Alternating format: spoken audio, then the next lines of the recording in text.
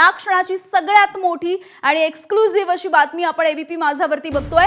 वाल्मिक कराडच संतोष देशमुख यांच्या हत्येचा सूत्रधार आहे असं पोलिसांनी दाखल केलेल्या आरोपपत्रामध्ये म्हटलंय।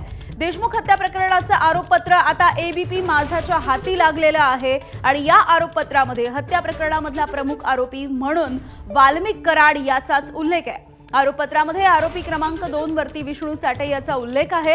हत्या प्रकरणाची प्रत्येक बातमी प्रत्येक अपडेट ही एबीपी माझाने लावून धरलेली होती आणि यामधलीच ही आतापर्यंतची सगळ्यात मोठी बातमी आपण बघतोय।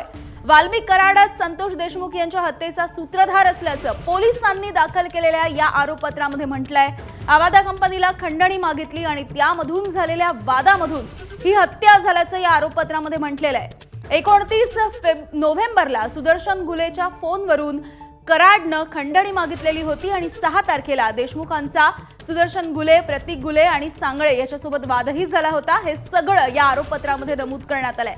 5 गोपनीय साक्षीदारांच्या जबाबाच्या नंतर कराडच्या विरोधामध्ये पोलिसांनी हे सगळे पुरावे गोळा केलेले आहेत।